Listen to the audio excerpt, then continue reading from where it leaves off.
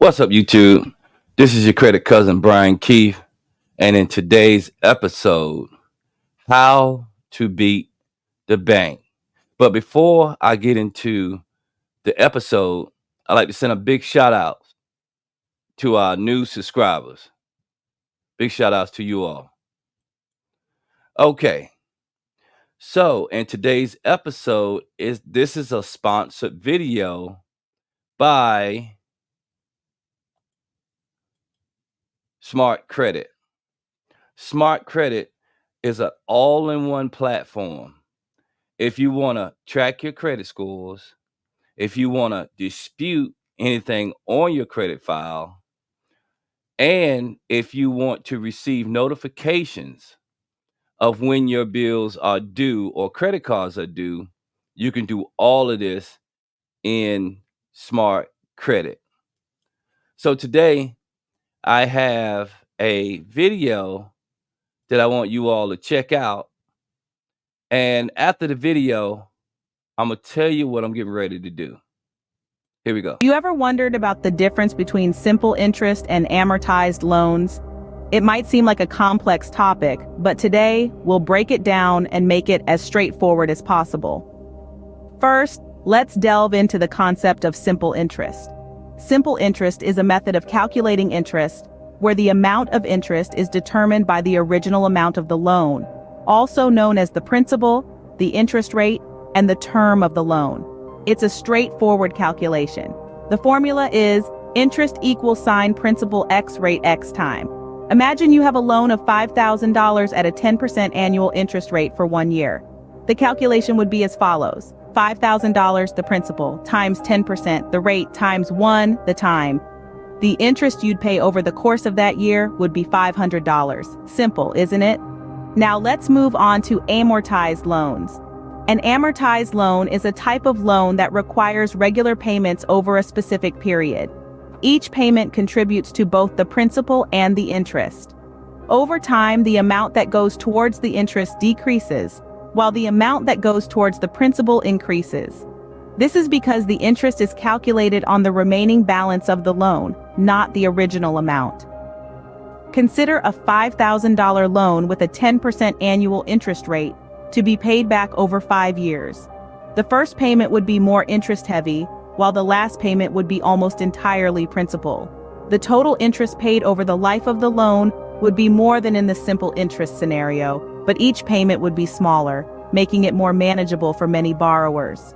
So, what are the key differences between simple interest and amortized loans? 1. The calculation method. Simple interest is calculated on the original principal only, while amortized loans calculate interest on the remaining balance. 2. The payment structure. With simple interest, you pay the principal and interest separately. With an amortized loan, each payment goes towards both the principal and the interest. 3. The total interest paid. Generally, you'll pay more interest over the life of an amortized loan than a simple interest loan of the same amount and interest rate. Remember, neither method is inherently better or worse. It all depends on your financial situation and goals. Understanding the difference between these two methods can help you make informed decisions about your financial future. And there you have it. A simple guide to understanding simple interest and amortized loans. We hope this has cleared up any confusion you might have had about these two financial concepts. Happy planning for your financial future. Have you ever wondered? Now, in my last episode, I was stating that in the state of Florida, the insurance rates are through the roof.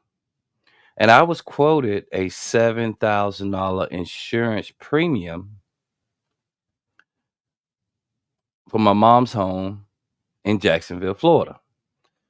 So I showed you this video because simple interest can be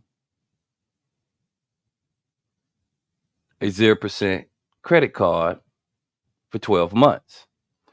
So one of the strategies I'm going to use, and by the way, this is not financial advice. This is for entertainment purposes only. I'm going to use this strategy because I need to put the insurance on my mother's house. I'm going to put the balance on this credit card on my personal side. Now, that's just one tool I'm going to use. Then later on, I'm going to transfer that balance so the utilization doesn't mess up my scores. So let me show you my scores that I am protecting by doing this strategy.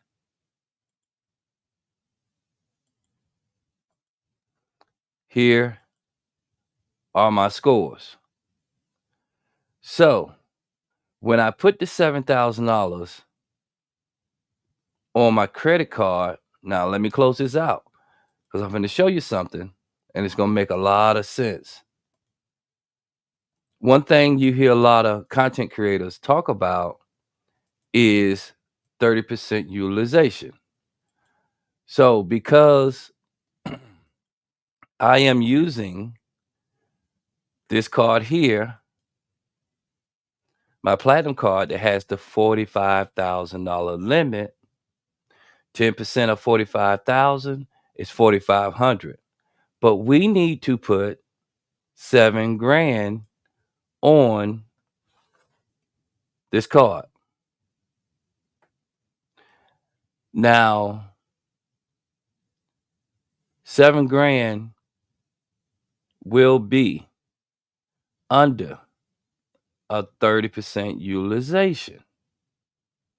But it gets a little trickier in what I'm getting ready to do. I'm gonna put the 7 grand on here. Then I'm gonna transfer that balance to here. Now this strategy, it came to me today when I was enjoying one of Mr. Beast's candies. By the way, Mr. Beast, big shout outs to you, bro. This thing here is off the chain. If you get a chance, look for one of these Beastables. So, my goal is simply this: $7,000 gonna be on this personal card, and I may make 1 or 2 payments of $1,000 on this card to bring the utilization down even more. But I'm gonna transfer that balance to this card. National Bank of Kansas City. This card here is a true debt weapon. So, once again, I'd like to thank you all for joining me today.